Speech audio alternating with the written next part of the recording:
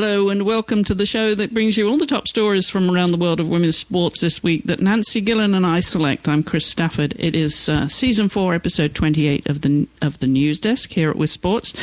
And we were just saying before we started recording, Nancy, how much top sport there has been recently. But in this past week, and we're going to try and cover some of it anyway, the World Athletics Championships, the start of the Tour de France for women, the first ever, the Euros, the European Football Championships, and then golf, major golf tournament. It's just been an extraordinary week, isn't it? And that was just the headlines. There's cricket and there's a lot of other things going on, but it's like we are suddenly overwhelmed with women's sports.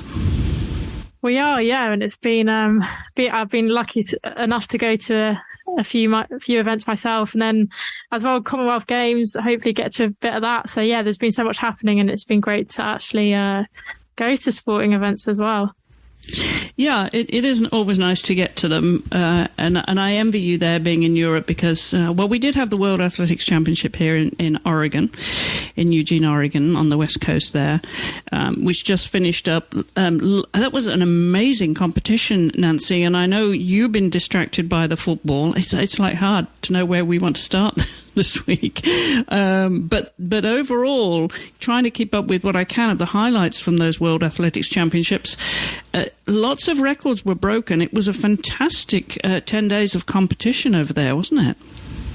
It was, yeah. And like you said, it was a bit hard to kind of keep up with because I think the time zone over the time, just where it was taking place, the time difference was a bit tricky. So normally kind of waking up and seeing what was happening. But when you did kind of wake up and saw recaps and videos, it was pretty incredible stuff. A lot of world records falling.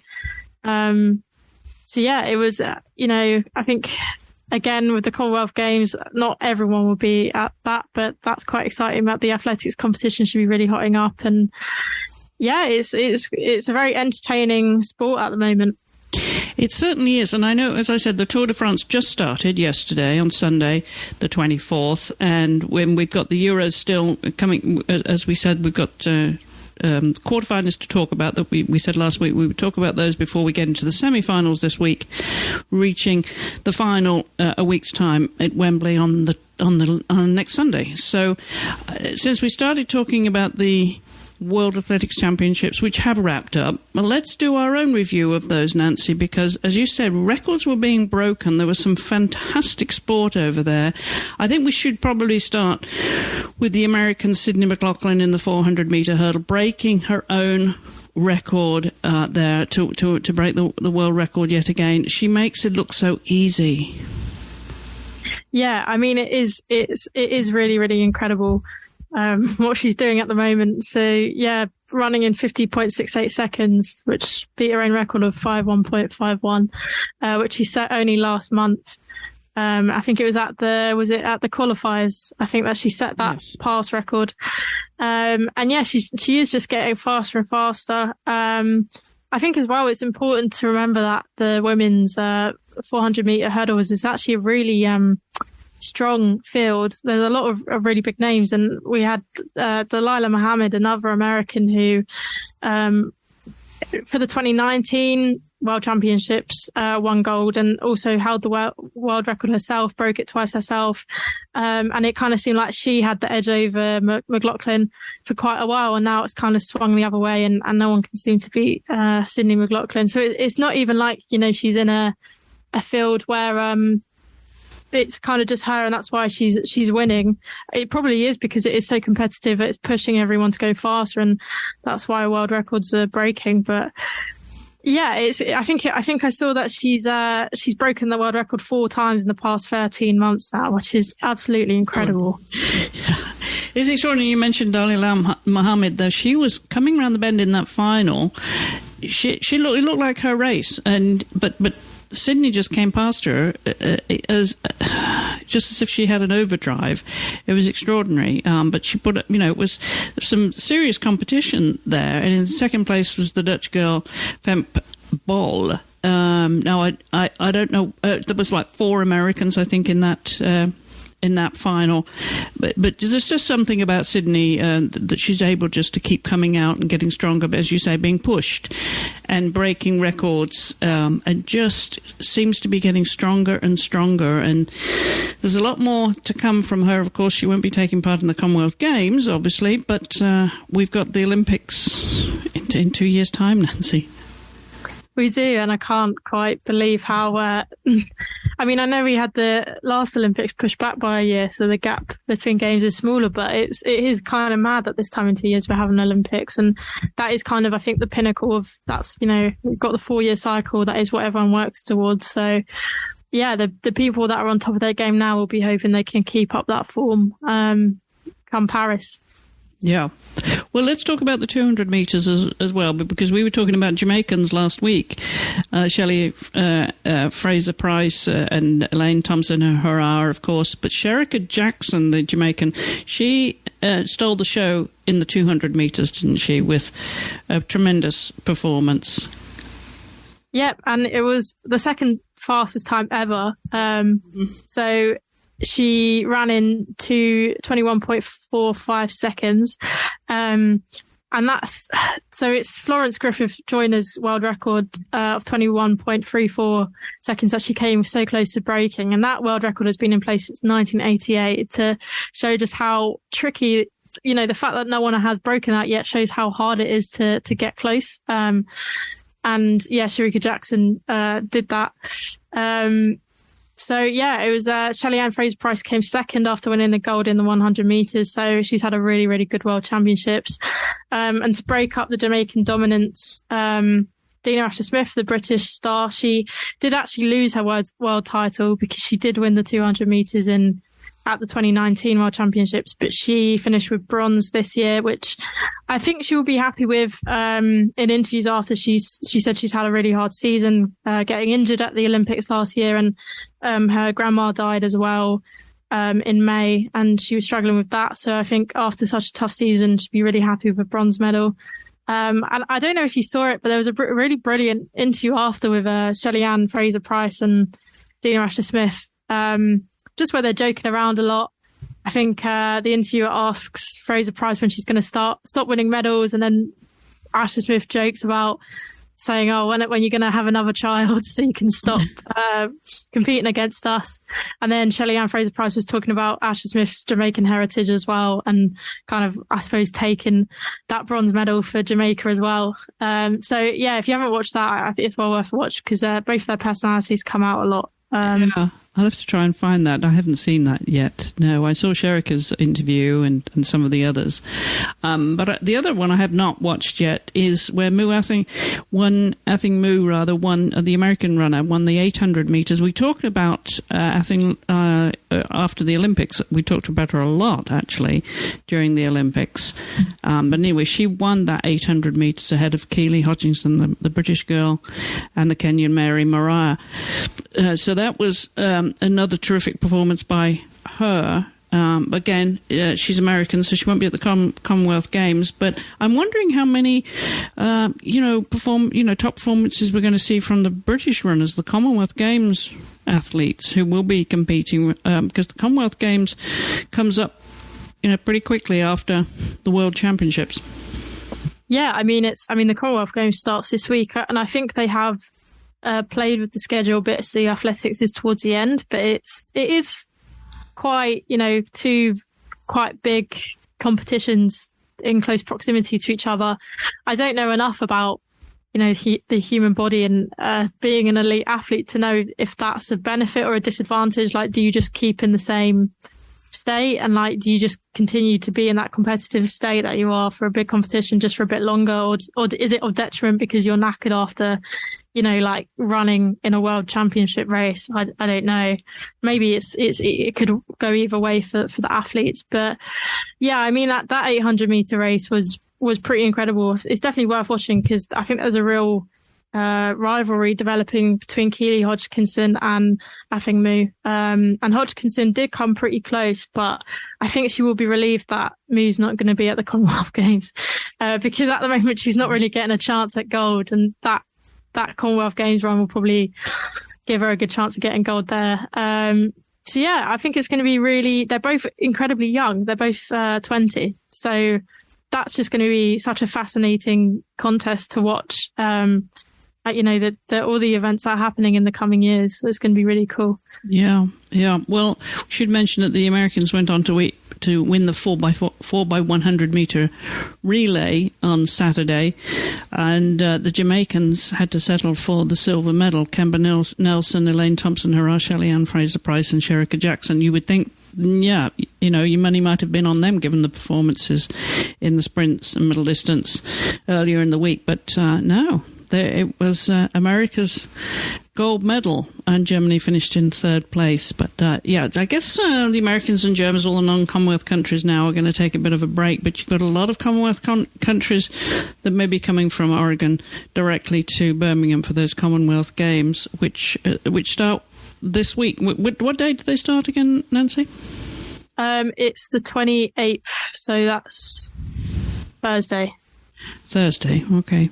All right, so we've got that overlapping the Euros, which we'll talk about in just a moment. But all in all, a terrific World Championships there for athletics fans, and lots of highlights which you can now see online. You can just go to their website, worldathletics.org, and they've had tremendous coverage on there, I must say.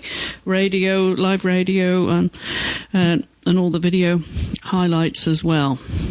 Right, let's talk about Brooke Henderson winning the Amundi Evian Championship for her second major title there. Now, she's number 6 in the world rankings, isn't she? She's only 24 still, but that was a great win for her. It was, yeah, her second major championship title. I think she had a really long 6-year wait, I think it was. So that was probably quite frustrating for her. So, yeah, she finished ahead of Sophia Schubert, an LPGA rookie. So that was a very impressive performance for her, kind of right at the start of her career. And then there were 5 players tied for third. So Mao Sago, Lydia Ko, Charlie Hull, Hiyu Kim, and Carlotta Siganda. Mm-hmm. So the Brooke Henderson, she had won the Women's PGA Championship in 2016 at the age of 18. So probably winning that so young had made I don't know, maybe she kind of expected that she'd go on and win more, but yeah, it's come 24 for her next one. So I'm probably thinking she probably wants her third one to come a bit quicker. Yes, I'd imagine not wait so long. I think she had her sister with her as well. I think that makes a bit of a difference. Whenever she's won, she's had her sister as caddy. So, a tremendous win for her. And that was the Evian Resort Golf Club this past weekend. And I think she won $1 million, which is in France, by the way. And yeah, everything was happening in France this weekend. As you found out, you're going to tell us about in a moment. I think she won $1 million, didn't she, with that? Yeah, it wouldn't be surprised me. And golf is very, it's one of those sports along with tennis where the prize money is actually pretty decent. Yeah, it is pretty decent. Yeah, and she's now, as I say, number 6 in the world rankings. So, congratulations to that Canadian player. All right, we're going to stay in France because you were able to pop over. We talked about this last week. You were going to get the chance to go over and see the start of the first ever women's Tour de France in Paris. How was that? How was the atmosphere, Nancy? Yeah, it was really, really good. It was a very, very hot, sweltering day in Paris, but I think it kind of just added to it. You know, it was like blue skies, really, really nice. And yeah, people definitely came out. I think it's always an interesting, maybe slightly risky move when you put a women's event and a men's event on the same day. So the idea was that as the women's Tour de France started, the men's finished. So it was all, you know, on the Champs-Élysées. So the women went off from the Eiffel Tower and then did, I think it was 11 laps basically of the Champs-Élysées up to Arc de Triomphe, back down again. And then, so after they finished that in the afternoon, the men would come in and finish on the same route, kind of a few hours later. So yeah, it's always a bit risky because is it like, you know, will the men's event overshadow the women's event? But I don't think that was really the case. I think people turned up early and lined the streets probably made, even if they were just getting a place for the men's one, they were still there watching the women. So it was a really good atmosphere. Like, there were people kind of along the whole route. And yeah, so I got to, because I went with Zwift, which is like the electronic virtual like cycling platform. So they had a race car which I could go in, which I did similar thing that I did in the Paris-Roubaix, which I think I spoke about on the podcast. It was very different to Paris-Roubaix because obviously that's quite a longer course going over cobbles, finishing in one place, ending in the other, compared to this, which was kind of 11 short laps of the same route. So it was very different. But it was still really cool to, be on the course and like see all the riders up close. It did end up, it was a pretty kind of exciting finish, with Marianne Vos looking like she was gonna take it, but then Lorena Wiebes just coming in after on the sprint finish and taking the yellow jersey.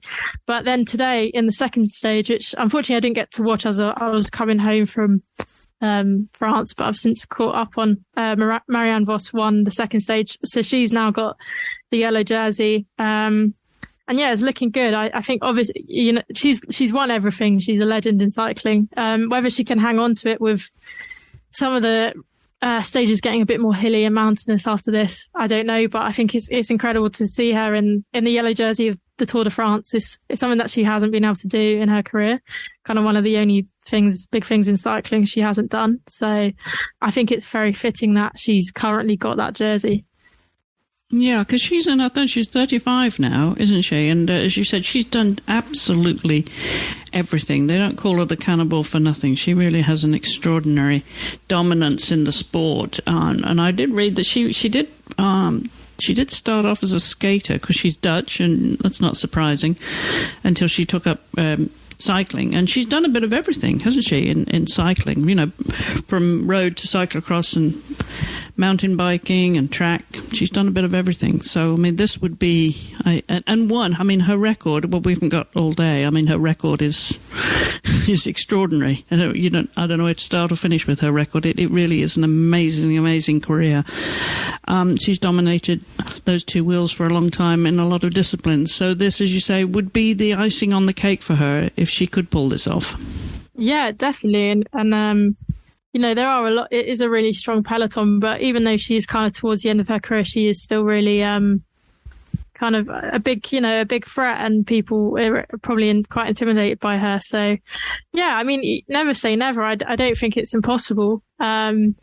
So yeah, she would be quite a fitting winner if she was to win it overall. But yeah, another 6 stages to go. So that's ending on 31st of July. So a lot could change until then. Indeed. All right. But for the moment, after stage 2, she does wear that yellow jersey. So, good luck to her and the rest of the field. I looked at the number of teams that they had there starting, Nancy, but do you know roughly how many riders actually started yesterday? I think it was up to 128, I think it was. And I'm pretty sure the majority raced, so probably around that number. Yeah, it looked fantastic, and I'm still looking at the images, following them on social media. There's some terrific images coming out of there, photos and videos of that second stage. And it looks very impressive, I must say. It really does. So I'll be following that for the rest of the week. Can you get over there to the finish? On the 31st, so it's the Euros final, so I'm gonna be at that. Oh gosh, I don't know why you're not in France for the closing. It's too much of a clash. There's so much going on. All right, well, we're going to talk about that in just a moment. But before we move on from the other sports, I do want to mention one story that broke last week. Nancy, you probably saw it, and that came out of the English Rugby Football Union, who voted on gender participation a new gender participation policy for rugby union in England. This is not international. This is just in England. Did you see that story? I did, yeah. I think it came out a few days ago, didn't it? Mm-hmm.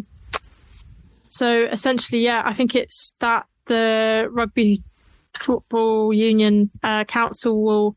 I don't think they haven't put it in place yet, but I think they're voting on a recommendation to ban transgender players from rugby in England. Yes, and that they vote on Friday the 29th. So, but that's the recommendation they've put forward, isn't it?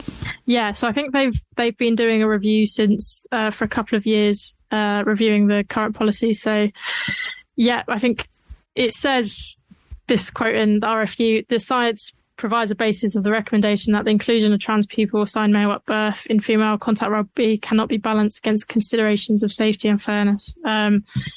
So I think that goes down to grassroots as well, doesn't it? I believe so, yes. Yeah. Yeah. So I think there's also, it's interesting, the bottom line as well, which says the RFU has contacted registered trans female players on whom the policy will have a direct impact to offer its support in continuing to encourage them to participate in the sport. So that's quite interesting. I don't know what suggestions they're going to make so they can continue participating. So, yeah, interesting to see how that plays out. Yeah, this is a huge decision and, of course, a very controversial topic right now. So we'll continue to follow that with interest, and we'll have the outcome of that on that vote on next week's episode.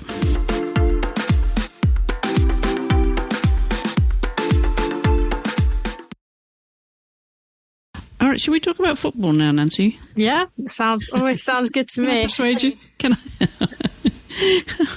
I don't know where to start with this. I think it's fair to say that after that quarter-final game, England beating Spain 2-1 last week, I think it's fair to say that you probably don't have any grey hairs, so I've got probably your share as well now after that game. Yeah, it was very stressful. I was in the press box as well, so obviously you've got to kind of keep a degree of decorum. You're not really meant to... Oh, no, why? You haven't been in the same press box as I have. Obviously, I showed my... I had to celebrate. You can't not celebrate that. But I don't know, what sports have you... I think it might be for when you're doing something where your country is involved. I think it's more fair game.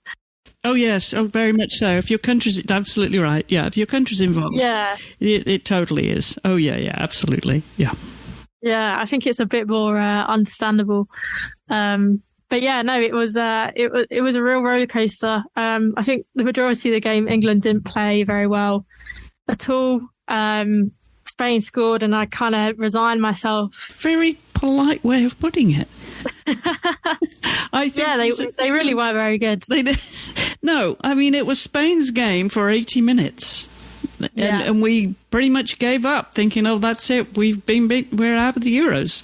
We, being, both born in England, so England supporters.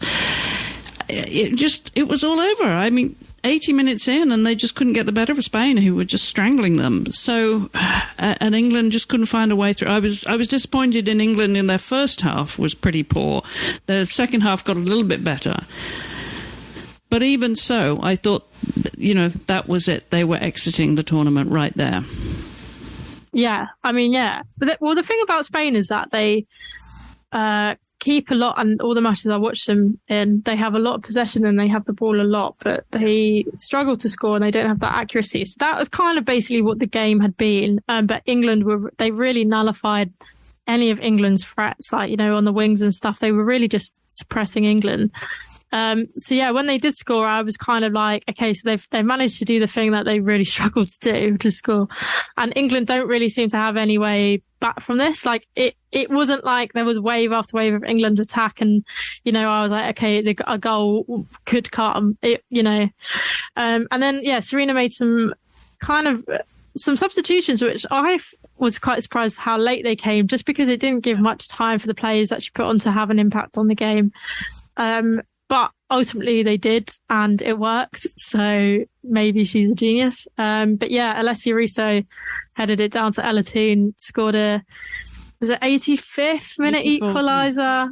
Yeah. And yeah, the atmosphere at the game anyway was incredible. And at the moment that went in, it was just, it was mayhem, absolute mayhem, like mayhem.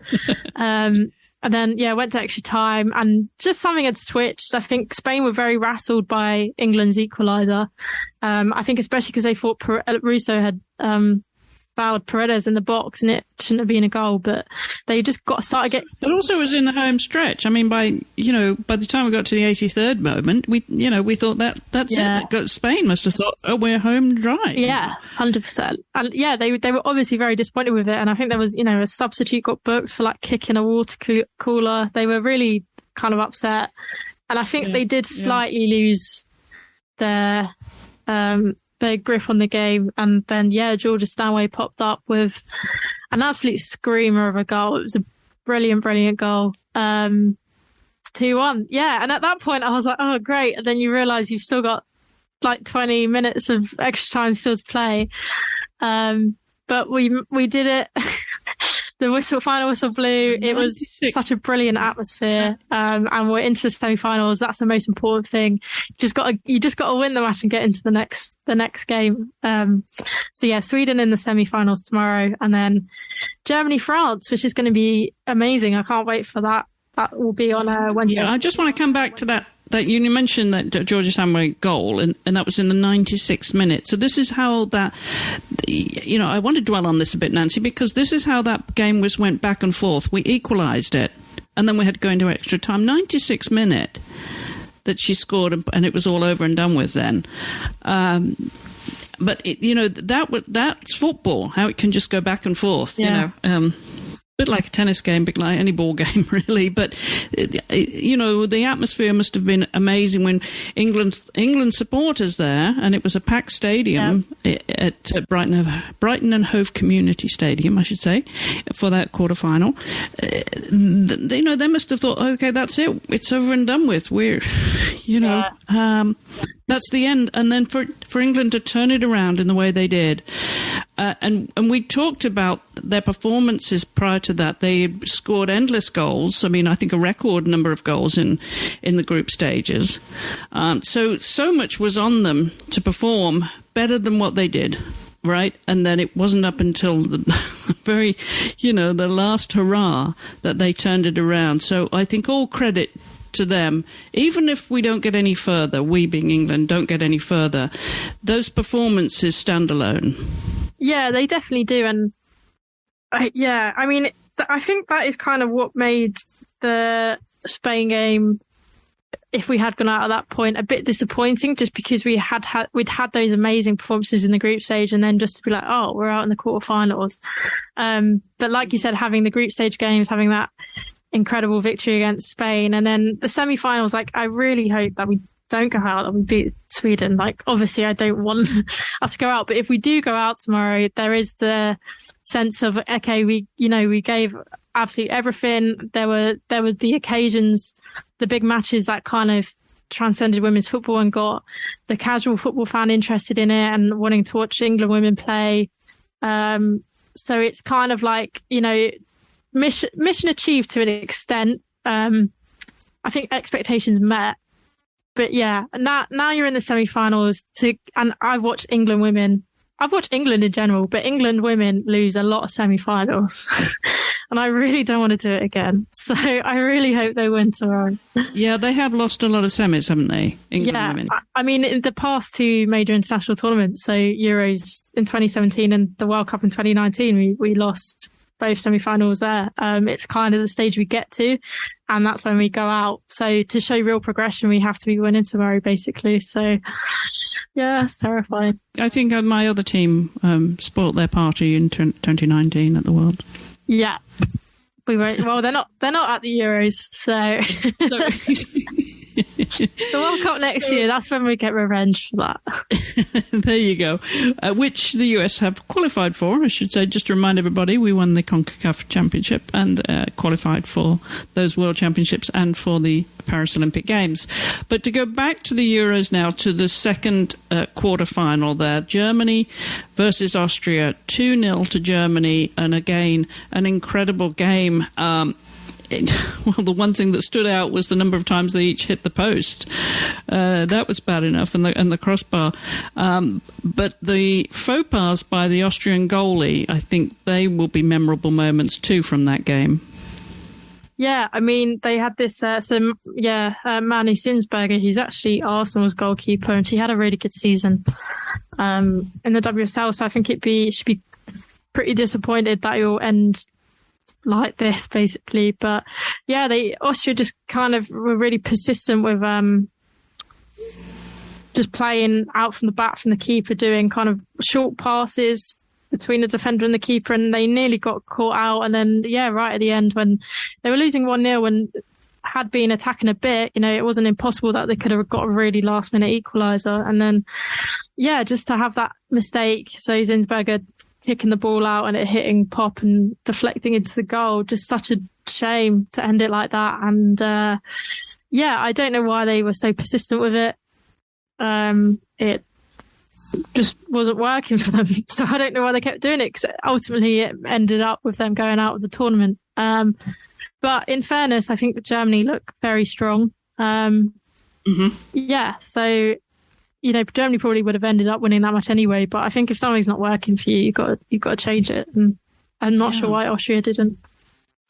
Yeah, you would have thought they went, well, lessons are learned, and they made their exit from these championships. But let's look at the German performance there, or just Germany now, because I know you were favouring them for to be the major threat to take this title ultimately.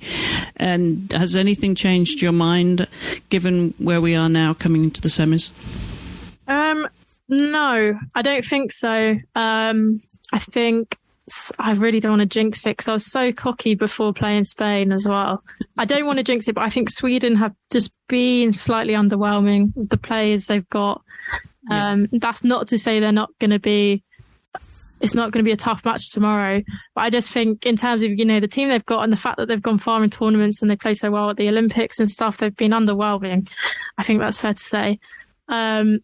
Yeah, I mean, they were lucky to scrape through 1-0 against Belgium. That was the other quarter-final. And Belgium haven't been... They're not really that great a team, and they haven't been that good at the tournament. Their keeper was really good. But, like you said, there's a last-minute goal against Belgium. It maybe could have gone the other way. Belgium had a few chances. So, I don't think Sweden... France, Germany... I still think that France are a bit, they still haven't conceded. They just look more confident. France looked it was a bit edgy with the Netherlands in their quarterfinal. Yeah, they had to go to extra time to win that 1-0. Yeah, and it was a penalty as well, which obviously, you have to be in a penalty box to earn a penalty, but it wasn't kind of coming from open play. Germany, for me, I think have just looked better. So I still think it'd be a Germany-England final. And then I don't even want to make a prediction for that. That's terrifying. I can't, if it ends up being like that, being the match, then it's going to be an incredible final. But one that for any England supporter is going to be very scary. It's going to be very tough for an England supporter because, as you say, Germany, to give them credit, have been such a strong team in these championships. The lesser impressive, again, to your point, was Sweden. France, again, was one of my teams that was looking so good at the beginning in the group stages and kind of liked the look of them. So goodbye to the Netherlands for now. And thinking about that final, I think from the semi-finals, there we think Germany have got it, and it will be a Germany-England final. And I have to think that there's a really good chance Germany will win. I'm going to say it. Yeah, I mean, I think that's why I'm so scared about it, because I don't think preparing for defeat, don't you?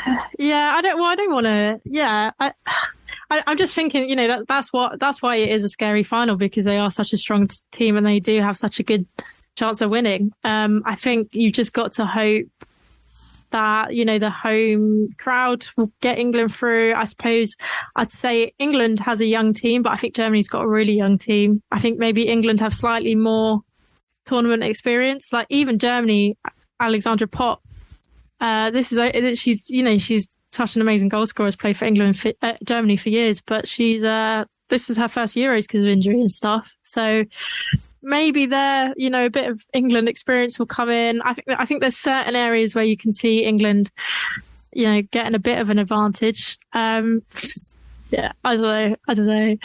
It's going to be scary. I think it's also England are going to have that a day extra rest in between, right? You've got the final on Sunday. They play tomorrow, Tuesday, so they've got 4 days rest, and Germany will have 3 days. And whether that will make much difference, because at the end of the day, there's going to be so much pressure on England in front of a home crowd at Wembley, sold out. I mean, the crowds have been absolutely phenomenal for these championships. And as you said, the fact that their performance so far, England's performance, has brought crowds to the game that otherwise would not have attended, and maybe have been following men's football, but not the women's. I think this has done so much for the women's game, and it puts a lot of pressure on the home team if they do make it to the final. So Germany have got everything on their side in a way, but they haven't got the crowds behind them, and the crowds might make a big difference, I think, on the final day, don't you? Yeah, I think especially in women's football, where the crowds, it's not something that you get week in, week out. It is something really special. And I think to have a 80,000 capacity Wembley, who the vast majority would be England fans, like that is going to be a massive boost, like massive. I think that's, mentally that's going to be such a big thing. Yeah. Maybe you could say it could go the other way. Maybe it'd be pressure, but I think once you're in the final, you just use that energy and that support as a positive thing, I think, because there isn't really pressure at that point. You're in the final. Obviously you have to win the match, but I think you can harness the support at that stage. So yeah, I think that would be a big factor in it. It's a bit like Sydney McLaughlin coming around the home turn there, and she's got a runner in front of her, and it's just the home stretch then, and the crowd, how they lift you down that home stretch. Is just enormous, and I think that applies to a game of football as well. The crowd is going to lift them when they're running on tired legs, and they may be going into overtime on tired legs potentially. But I just hope it doesn't go to a penalty shootout, Nancy. Yeah, and I mean, I know we don't cover men's sport here, but England men last year got to the Euros final and went to a penalty shootout against Italy, and it was horrible, and we lost. And to have that happen again, yes, would be too much to bear. And those poor young players, I remember the two, you probably know their names on the men's team. Saka and Sancho and Rashford, all the guys that lost. Oh, there was just so much pressure to put on them to take those penalties in such an important competition. I just really felt for them, and I hope their confidence has since been restored. Yeah, I think they have, but it does just show that, how intense the situation is, and how it is, sport is fine margins, and missing those penalties, and it's a lot of pressure on players. I'm sure they have recovered, but it probably is something that kind of lives in their memory. So I really hope it doesn't happen again. It's rather like that New Zealand, the Kiwi player who scored how many own goals in that game? Oh, Michaela Moore, she scored 3 own goals in the first half, which was, That was awful, I mean, that will never leave you, will it, those kind of memories? But, I think it's going to be tremendously exciting, but first of all, let's get through the semi-finals. Tomorrow, kickoff is at 3:00 British Summer Time. It will be on ESPN2. I will be glued to it, as will Nancy. Nancy, you're going to be there, right? Yes, I am. Yes. So for both of the final matches, I'll be there. Both the semis. The semis, the England semi and the England final. I won't be at France, Germany. Okay. Yeah. England's final 2 matches, I'll be there. So, off up to Sheffield tomorrow. Okay. So very nice. And where again is that Milton Keynes, the other semi-final? Yeah, that's right. So, unfortunately on the day I have a tube strike, so I'm not sure how the attendance might be impacted a bit by that, but hopefully, I know the German Federation are running some shuttles between London and Milton Keynes, so hopefully enough people can get there to make it a really good occasion. Yes, let's hope so.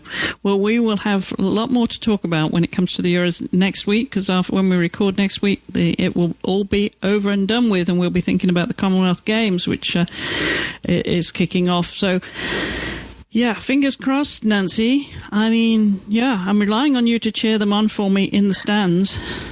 I will, yeah. I'll be cheering them on a lot. Yeah. All right. I'll try not to get any more grey hairs, and certainly it didn't do anything to increase my blood pressure medication, I have to say, after... and that was only a quarter-final. I just... it was just nerve-wracking, but there we are. That's sport. That is sport. We love it.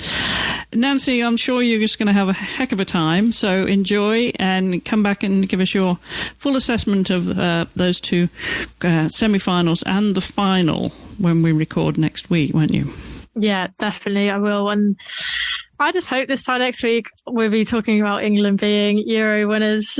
I'll probably be in a state of delirium if that is the case, or depression if it's not. So, yeah, it could be an interesting podcast next week. Yeah, it could be very, very interesting, right? And we'll have also Tour de France, the Women's Tour de France news as well. And like I said, the Commonwealth Games is kicking off too. So lots more women's sports to look forward to, Nancy. So enjoy the final week. I know that you've waited a long time for this, and I know you'll enjoy every minute of it. And I hope it goes England's way in the end, because I don't want you to come on the show next week and be... depressed and I want to start. You might even cancel the recording if just be in bed crying. Well, I've got to do a full day's work on Monday, so I'll be up. I'll be about. Okay. All right. Well, enjoy that, Nancy, and remind everybody where they can find you.